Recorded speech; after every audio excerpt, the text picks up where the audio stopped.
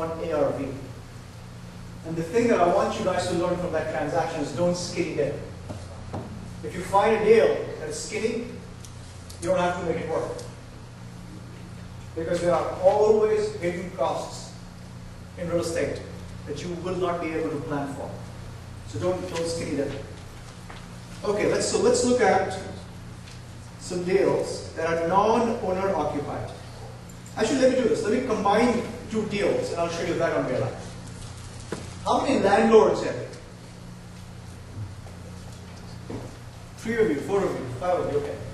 Well, these are the guys you need to be selling to. Right now, our average days to sell our wholesale deals is about 9. And guess who's picking up all those deals? Landlords. This is the buy. I call this phase of investing as value investing. This is the time to be buying for value. So kudos to you, right? We're buying a lot for people. We're buying about between us, we're buying about 4 to 5 things a month right now. It's a great time to buy. Okay, this is in the A-Leaf subdivision of Houston, or A-Leaf part of Houston. Campaign. Properties that are free and clear. So how much is the mortgage balance? 0. And are in subdivisions where the rent to purchase ratio is in the top 5% in Houston. For Q3, we just published a report in Houston today. Do you guys see the power of what I just said? The rent to purchase ratio is in the top 5%. What does that mean? More rent for your dollar. There you go. Where can I buy the cheapest houses for the maximum rent? By subdivision. There is no way of doing that. Can you use this at the zip code level? No. How many of you agree with that? That within a zip code, real estate values and returns can vary significantly.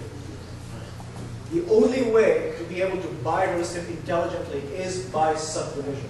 Would you agree, Dennis? Yeah. And all REALAC subscribers and clients will be getting this report this month for the Dallas area. What are the top 5% subdivisions from a rent to purchase ratio standpoint? ARV 95, mortgage balance 0, rent ready rehab 14, monthly gross 11. Rent. This is pretty straightforward. As is with most older houses, this house needed rehab, and this being in a decent subdivision, the HOA was giving the seller a problem. And she wanted it. I don't want to deal with it anymore. You know what the problem was? Foundation. Foundation. Guys, if you can buy properties with foundation issues, oh my gosh, they're always overestimated. People always overestimate what a foundation problem really is. Most foundation problems can be solved under $5,000. Okay? With me so far? So house was purchased for cash. I think my cash offer was 50 something. Repaired, and you see the rented struck. So here's what happened. We finished the rehab, and before, or actually we put it in the market for rent, and now what I'm trying to do is pull my money out via a conventional 30-year note. To do that, what I like to do is put the property on the MLS. Because for sale, at a certain price. Because that helps the people that do appraisals determine the ARV for the property. Believe it or not, that's a criteria they use. So this property, I listed on the MLS for 95 on Sunday night at 10 p.m. Monday morning, I get to the office. My secretary gives me 8 cash offers at asking or higher.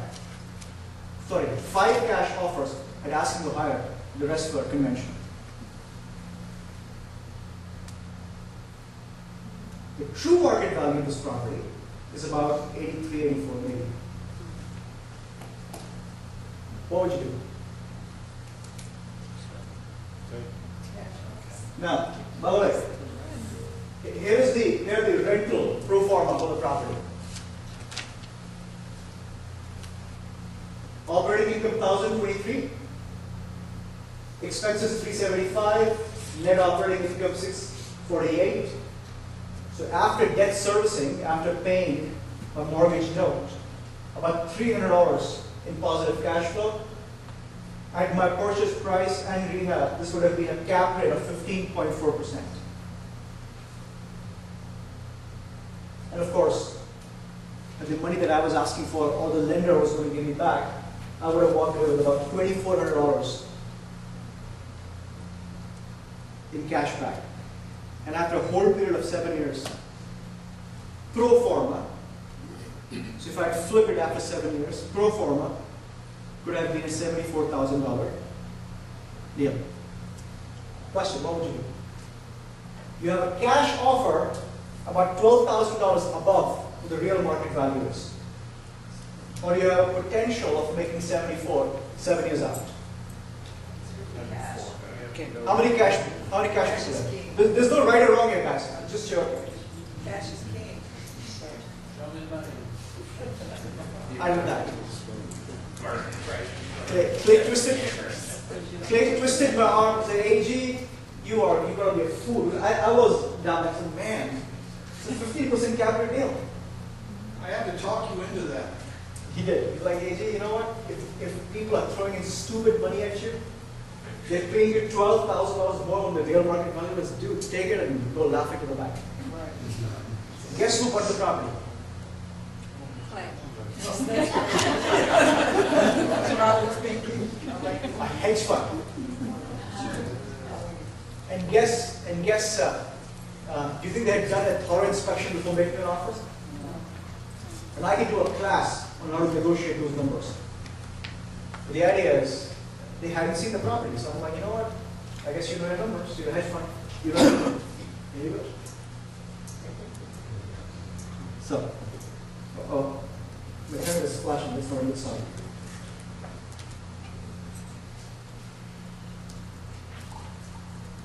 Questions? So let's quickly look at properties that are non-owner occupied and have at least about 20 years in equity.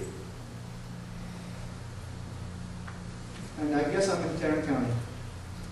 And please don't tell me I've lost my rent. No, I still have it. So as of this morning in Tarrant County, why Tarrant County, by the way? You guys, Where we are. you guys know where I work. Okay. Oh, you're the culprit. Where's there now?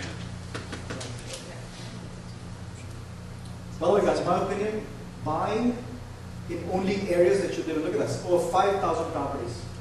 We cap it 5,000, so there are over 5,000 properties in Tarrant County. And I can switch it to residential, single family. But you get the idea. I'm running low on time, so I need to be quick. Let's say, not listed on the MLS. How would you like that?